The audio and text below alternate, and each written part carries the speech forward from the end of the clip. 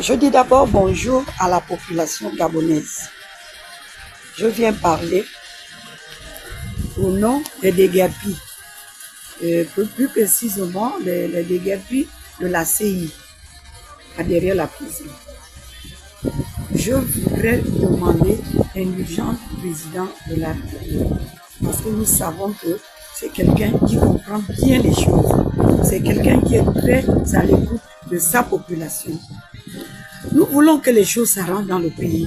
Nous voulons que le pays soit bien construit.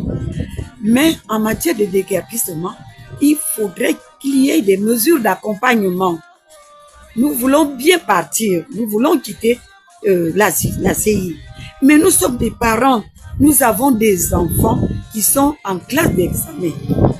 Qu'on nous laisse au moins jusqu'en août, puisque les examens commencent en juillet et se terminent peut-être en août. Parce que tel que le bac qui va commencer et il y a les ajournés qui pourront continuer jusqu'en août. S'il vous plaît, nous vous demandons de nous laisser jusqu'en août. On ne peut pas s'imposer, non, nous n'avons pas ces capacités. Mais en tant que parents, en tant qu'humains, nous demandons cette indulgence qu'on laisse nos enfants terminer les examens, le bac, le BPC, le CAPES, le CAP, pardon, et ceux du lycée technique. Nous les avons pleins. Vous n'allez pas chasser 105 familles. Comme ça, il y a certaines personnes qui disent aujourd'hui, nous n'avons pas honte, nous avons mis 15 ans, 20 ans, 30 ans, et nous étions là-bas gratuitement.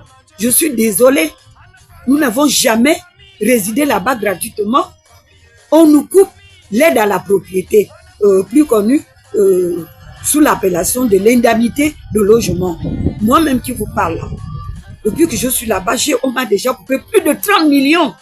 Plus de 30 millions que l'État m'a déjà pris. Je suis désolée, j'aimerais voir que ces personnes en face de moi, parce que moi j'ai des preuves. J'ai mes bulletins de paye qui prouvent qu'on me coupe la prime de logement, l'indemnité de logement. On nous donne de l'aide de mars jusqu'en juin. Même ceux il y a des gens qui ont construit, qui ont des maisons là-bas, mais vous n'allez pas dire aux locataires quittez parce qu'on m'enlève. Parce que ces locataires aussi ont des enfants qui apprennent dans les établissements approximatifs des lieux d'habitation. Il faut tenir compte de ça, s'il vous plaît. Nous refusons, nous acceptons de partir. Mais dans les meilleures conditions, nous acceptons de partir avec des mesures d'accompagnement. Tel que le délai fait foi à une mesure d'accompagnement. Nous acceptons ça, s'il vous plaît. Ce n'est pas possible que nous partions dans ces conditions. Je répète encore que nous sommes des humains, qu'on nous laisse fin août partir. Et je soulève encore un problème. Aujourd'hui, les gens qui font louer leur maison, une maison qui était à 150 000 se retrouve à 300 000. Et des maisons avec des chambres réduites. Encore que ce n'est pas ça mon souci. Mon souci, c'est que les propriétaires ont augmenté leur logement.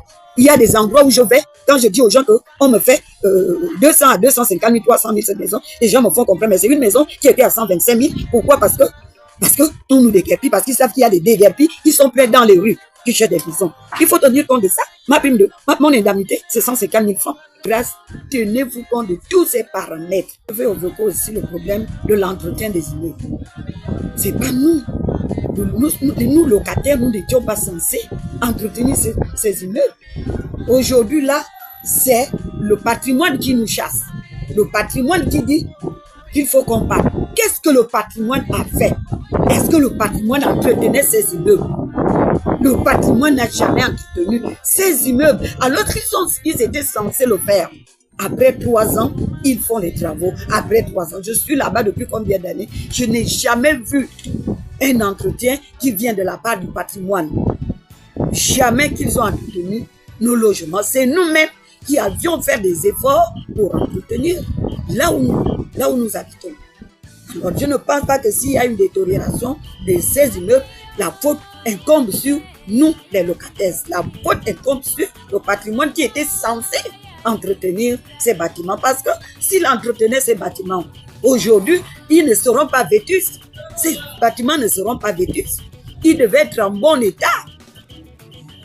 Alors, de grâce, les torts sont de part et d'autre.